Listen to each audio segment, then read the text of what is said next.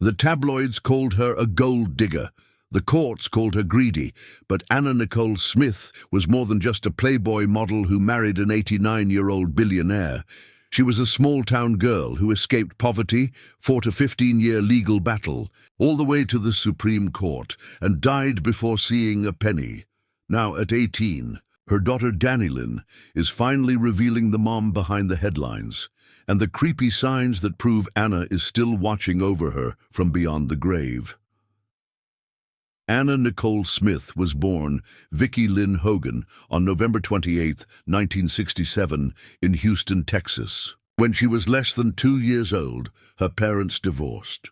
Her mother, Virgie Mae Hogan, raised her in Mexia, a small Texas town with about 6,000 people. Her father was absent for most of her life, and growing up wasn't easy. She struggled in school, both with her studies and fitting in. She started high school at Mexia High, but had a hard time keeping up. By 9th grade, she transferred to another school, but never made it past the 10th grade. Even as a teenager, she dreamed of more. She idolized Marilyn Monroe and wanted to be famous. But life was moving in a different direction. In 1982, at just 14 years old, she dropped out of school. She found work as a waitress at Jim's Crispy Fried Chicken in Mexia, trying to support herself. That job led her to Billy Wayne Smith, a 16-year-old fry cook. They became close fast, and by April 4, 1985, when Anna was 17, they were married. A year later, on January 22, 1986, she gave birth to their son, Daniel Wayne Smith. Marriage didn't turn out the way she had hoped.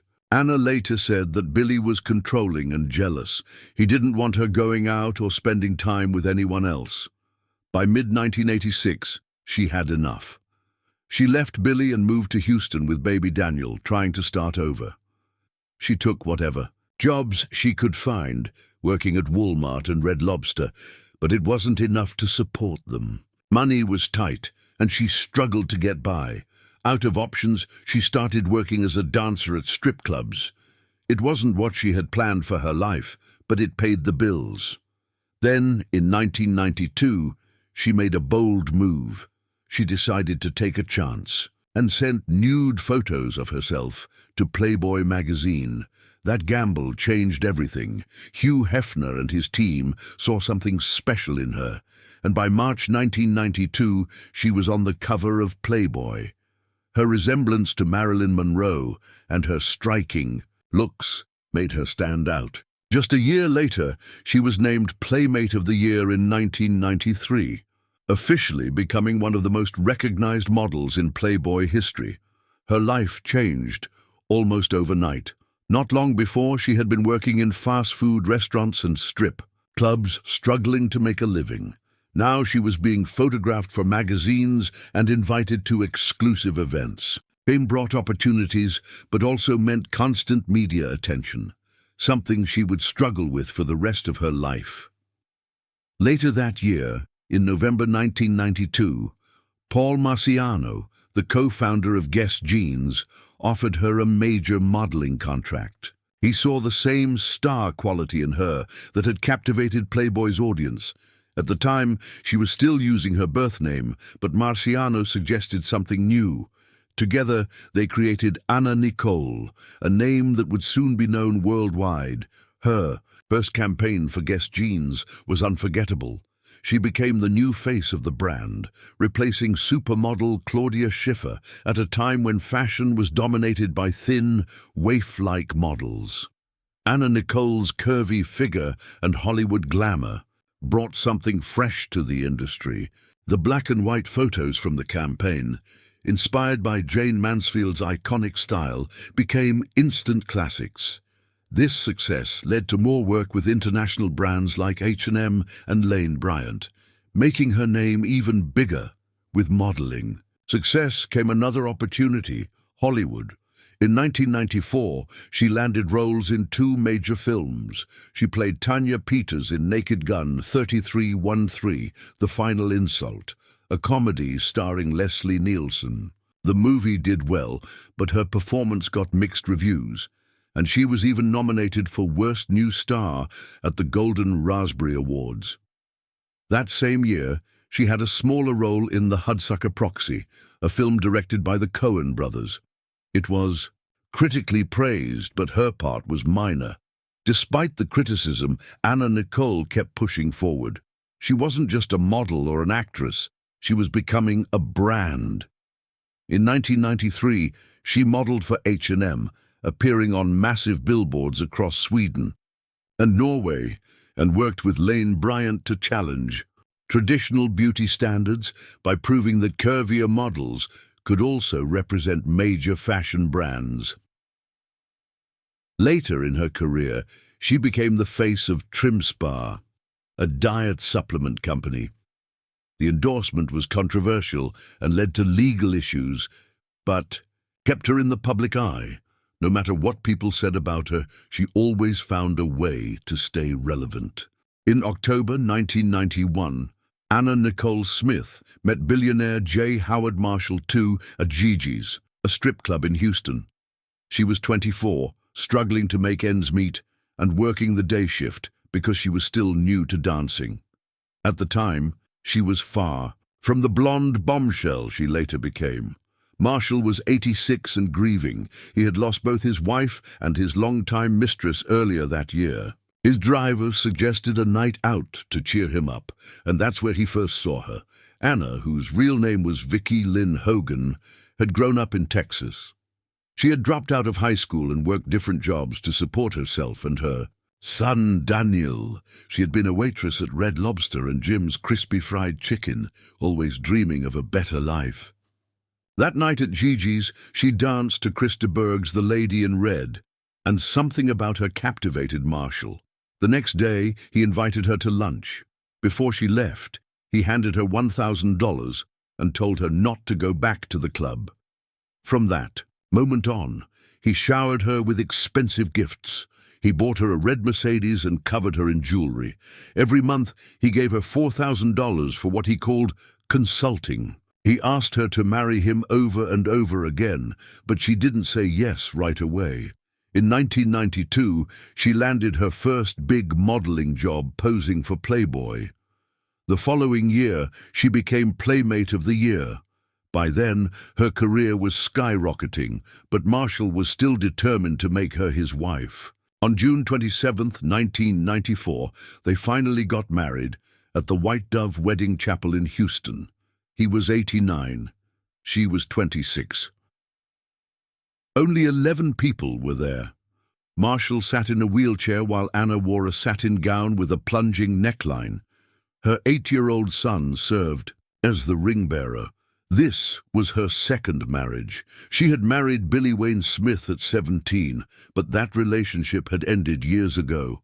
For Marshall, this was his third marriage. His second wife had died of Alzheimer's in 1991 after 30 years of marriage. The wedding was over in minutes. Before the night ended, Anna left for a photo shoot while Marshall sat in his wheelchair crying. That image stuck in people's minds. To them, it was proof that this wasn't love. People believed she married him for one thing: money. Before the wedding, Marshall had already given her millions in gifts: houses, horses, diamonds, and Rolls-Royces. Critics saw her as a gold digger. A federal judge later called their relationship a mix of need, greed, and lust, but Anna denied it. In a 2002 interview with Larry King, she said Marshall gave her something more valuable than money: love and respect. She also claimed she had turned him down many times before finally saying yes because she wanted to make it on her own first. But there was a problem. Even though Marshall had allegedly promised her half his fortune, he never put it in writing.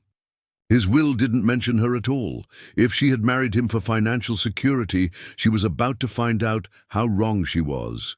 On August 4th, 1995, just 14 months after their wedding, Marshall died at the age of 90. What followed was one of the longest and most bitter legal battles in history. Smith believed she was promised half of her late husband's fortune. J. Howard Marshall, a billionaire with a stake in Koch Industries worth $1.6 billion, had left her out of his will entirely. She said he had promised her a share in exchange for marriage, but his son, E. Pierce Marshall, denied it. He insisted the will was final and that she had no claim. Smith wasn't the only one fighting for a share of the estate. Another son, J. Howard Marshall III, had also been cut out of the will after trying to take control of Koch Industries. He claimed his father had made him the same verbal promise as Anna Nicole, but got nothing as well. In 1996, Smith ran into financial trouble when a court ordered her to pay $850,000 after losing a sexual harassment lawsuit filed by her son's former nanny. Unable to afford it, she filed for bankruptcy in California, since any money she might win from Marshall's estate was now part of her assets. The bankruptcy court got involved, and then came a huge win for Anna Nicole Smith. In 2000, a Los Angeles bankruptcy judge awarded her nearly $450 million, the amount Marshall's Koch Industries shares had gained in value while they were married. But the victory didn't last long. He also ordered her to pay E. Pierce Marshall over $1 million in legal fees. Now, two different courts had made opposite rulings, which pushed the case into federal court. In 2002, a federal judge lowered her award to $88 million. But in 2004, a higher court threw that out, saying federal judges had no power to overrule a state probate court. The case had gone as far as it could until the U.S. Supreme Court decided to step in. In 2006, the Supreme Court ruled in her favor. The decision, written by Justice Ruth Bader Ginsburg, didn't give her any money, but confirmed that she could keep fighting in federal court. It was a step forward, but her battle was far from over. When the Anna Nicole Show premiered on August 4, 2002, it became an instant sensation. Audiences were drawn to the chaotic and unpredictable life of Anna Nicole Smith, the former Playboy model who had once been at the top but was now struggling. The show was the most watched program on E! During its first season, proving that people couldn't look away from the spectacle. It was funny at times, but it was also tragic. The series followed Smith as she tried to navigate her life after fame. She was dealing with financial troubles after spending lavishly for years and was also locked in a legal battle over her late husband, J. Howard Marshall's estate. The show had bizarre moments that felt staged, like Smith attempting to fix her misbehaving dog or clashing with her eccentric interior decorator, Bobby Trendy. But between the scripted chaos, there were real glimpses of pain. Her teenage son, Daniel, often appeared uncomfortable on camera, watching as his mother's life turned into a public spectacle. Critics hated the show. Jon Stewart called it an abomination, and many believed it was exploiting Smith's personal struggles. Viewers noticed her slurred speech and erratic behavior, leading to speculation that she was intoxicated during filming. Reports later suggested that producers encouraged her hyperactive personality by giving her large amounts of Red Bull. Instead of helping her, the show made her struggles worse. Despite the controversy, the Anna Nicole Show ran for 2 years, ending in 2004. By then, Smith had become a joke to many. Every move she made became tabloid material. At the 2004 MTV Video Music Awards, she stumbled onto the stage, slurred her words, and asked the audience if they liked her body. The moment was played for laughs, but it was clear she was struggling. Smith's battle with addiction had been well known even before the show. She had been taking prescription drugs like Valium and chloral hydrate, substances that would later contribute to her accidental overdose in 2007. Her mood swings and strange behavior were on full display, but instead of getting help, she was pushed further into the spotlight. Even her son, Daniel, looked embarrassed at times, caught in a reality show that was turning his mother's pain into entertainment. Anna Nicole Smith shared big news on June 1, 2006. In a video on her website, she announced that she was pregnant. A few months later, on September 7th, she gave birth to a daughter named Dannylyn in the Bahamas. Howard K. Stern claimed to be the father of Dannylyn. His name was even listed on the birth certificate in the Bahamas. However, celebrity photographer Larry Birkhead said that wasn't true and filed a lawsuit insisting that he was the real father. Things got even more complicated when two other men stepped forward. Zaza Gabor's husband, Frederick Prince von Enholt, said he had been in a relationship with Smith for years and might be Dannylyn's father. Her former bodyguard and chef Alexander Denk also claimed he could be the father. As the paternity fight made headlines, new details about Smith's pregnancy raised questions. Reports revealed that while she was 8 months pregnant, she had been prescribed methadone under a fake name. The Medical Board of California opened an investigation, but the doctor who wrote the prescription defended his decision, saying the treatment was appropriate. A U.S. judge eventually stepped in and ordered DNA tests to find out the truth, but before the case could be resolved, tragedy struck again. On February 8, 2007, Smith was found unresponsive in a hotel room in Florida. She was rushed to the hospital, but it was too late. She had died from an overdose of prescription drugs. Birkhead's attorney immediately asked for an emergency DNA sample from her body, but the judge refused. The court ordered that her body be preserved until February the 20th. Finally, in April 2007, the results came in. A Bahamian judge ruled that Larry Birkhead was Dannylyn's biological father. He immediately moved to amend her birth certificate and get a passport so he could take her to the United States. Stern did not fight the ruling, but there was one last challenge. Smith's mother, Virgie Arthur, tried to appeal the decision, hoping to take custody of her granddaughter. The court denied her request and even ordered her to pay legal fees. With the legal battles over, Birkhead brought Dannylyn home. The paternity case had been settled, but the damage was already done. 3 days after Anna Nicole Smith gave birth to her daughter on September 7, 2006, her world fell apart. On September 10th, her 20-year-old son, Daniel Wayne Smith, died while visiting her in the hospital. He'd come to meet his newborn half-sister but never left. An autopsy later confirmed he died from a mix of methadone and antidepressants. A Bahamian jury ruled it an accidental overdose, and a death certificate was issued on September 21st. No criminal charges were filed. On October 19th, he was buried at Lakeview Cemetery in New Providence. Anna was devastated. According to her attorney and close companion, Howard K. Stern, Daniel was the most important person in her life. She had raised him on her own and saw herself as both his mother and father. At his funeral, she had them open the coffin and tried to climb inside. She didn't want to let go. She said, "If Daniel has to be buried, I want to be buried with him."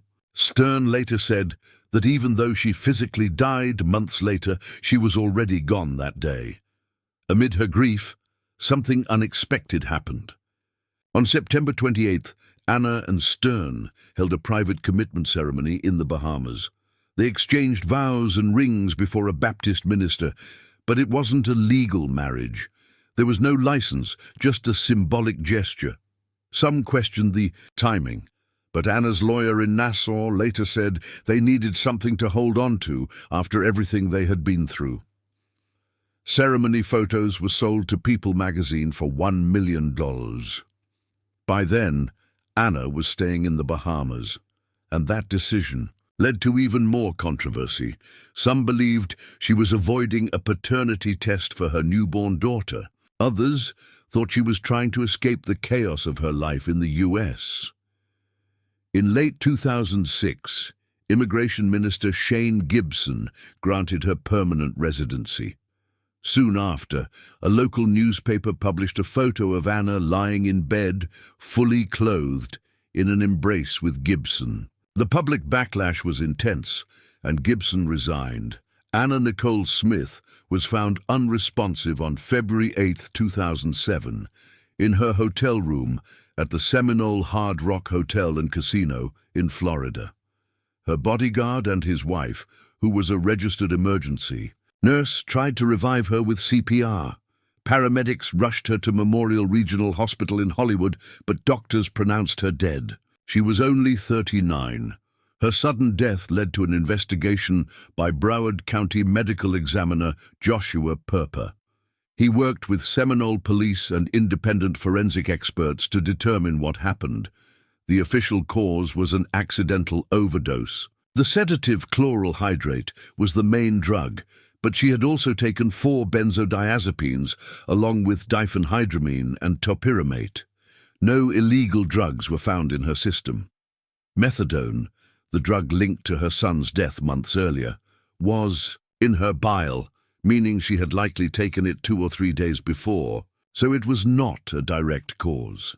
The autopsy also found other health issues.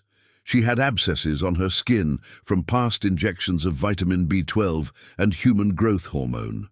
She also had viral enteritis, which may have weakened her. Tests for influenza A and B were negative. One detail made the case even more complicated. Out of the 11 drugs in her system, 8 had been prescribed to Howard K. Stern. 2 others were in the name Alex Katz, and another was for her psychiatrist, Dr. Christine Eroshevich. Perper confirmed that Dr. Eroshevich had written every prescription. Smith's funeral took place on March 2, 2007, in the Bahamas. Her estate became a legal battle. She had signed her will in 2001, years before her daughter was born. It named her son Daniel as the sole beneficiary and made Howard K. Stern the executor. It also specifically excluded any future children. That meant her daughter, Danny-Lyn, just months old at the time, was left out. Her estate included personal property worth $10,000 and a house valued at $1.8 million, though it had a $1.1 million mortgage. After her death, photographer Larry Burkhead, later confirmed as Danny-Lyn's father, became involved in the fight over the estate. In 2008, Smith's mother, Virgie Arthur, filed a lawsuit against TMZ, CBS, Entertainment Tonight, and several journalists and bloggers. She claimed they had spread false information to ruin her reputation. She said it hurt her efforts to get custody or visitation rights for her granddaughter. The case became intense when one blogger refused to turn over a computer as evidence and was jailed. But in the end, the lawsuit was dismissed. The court ruled in favor of the media outlets. Danny-Lyn Burkhead has spent her entire life in the public eye, but she has never let it define her. Born in September 2006 to Anna Nicole Smith and photographer Larry Burkhead, she was just 5 months old when her mother died. The media frenzy that followed could have shaped her entire childhood, but Larry made a decision early on.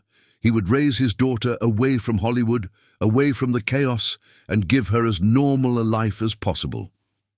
Now, at 18, Danny-Lyn is stepping into adulthood with confidence, ambition, and a personality that is entirely her own. Her 18th birthday in September 2024 was anything but ordinary. Instead of a traditional celebration, she chose a Beetlejuice-themed party, embracing her love for gothic glam. She wore a spiderweb print dress with dramatic sleeves paired with black lipstick, fully committing to the theme. She posed next to an actor dressed as Beetlejuice, flashing peace signs and showing off her signature playful side.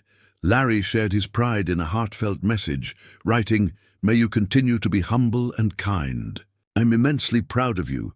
Though she enjoys the spotlight in her own way, her real focus is on her education. She has set her sights on a double major in forensic science and Japanese studies, a combination inspired by childhood curiosity and high school classes that fueled her interest. She has always been drawn to mystery and problem solving, making Forensic science, a natural fit. Japanese studies, on the other hand, became a passion after she was introduced to the language and culture in school. Her future plans are still unfolding, but she dreams of making a name for herself outside of her mother's legacy. Creativity runs in her blood, and she has never shied away from expressing herself. She has a talent for acting, earning praise for her performances in school plays. While she once modeled for Guess Kids at age 6 as a tribute to her mother, Larry made sure that was a one-time experience. He's turned down all modeling offers since, choosing to prioritize her childhood over potential fame. Even so, Danny Lin has big dreams of launching her own cosmetics and clothing line, combining her love for fashion with her artistic vision. Despite the unique circumstances of her upbringing, she and Larry have built a life full of adventure and laughter. They have attended concerts together, including a Duran Duran show that became one of their most memorable nights. Halloween is another big tradition for them. Every year they come up with elaborate costume ideas, bringing their creative ideas to life. Amusement parks are another favorite. Danny Lin, always the daredevil, insists on riding roller coasters with no hands. "Do not hold on to me," she tells Larry, making sure he doesn't ruin the thrill. Privacy has always been a priority for Larry, who has taken careful steps to protect his daughter from outside noise. He blocked internet searches on her devices when she was younger and kept her Instagram private. At the same time, he has been open about Anna Nicole's legacy, making sure Danny Lin understands who her mother was beyond the headlines. In a playful twist, Danny Lin has found her own way to keep things light-hearted. She loves trolling her dad by posting unflattering pictures of him online, showing that no matter what, their bond is built on fun and trust. Anna Nicole may have passed away when Danny Lin was just a baby, but her presence is still felt in everyday moments. Butterflies have become a symbol of connection, a small reminder that Anna is always near. A portrait of her mother hangs in Danny Lin's bedroom, a constant piece of her world. In 2025, both she and Larry made it clear that they would not entertain false narratives about Anna's death. When sensationalized media claims resurfaced, they issued a firm statement saying, "We prefer to rely on living, credible sources." One of Danny Lin's biggest dreams came true in January 2025, when Hugh Jackman invited her backstage after his Broadway show. She had been a fan of his since she was little, and Larry knew exactly how to make her Christmas special. He surprised her with front-row tickets to Jackman's show and even threw in a life-sized cutout of him as a joke. The plan worked. When she met Jackman in person, she couldn't contain her excitement.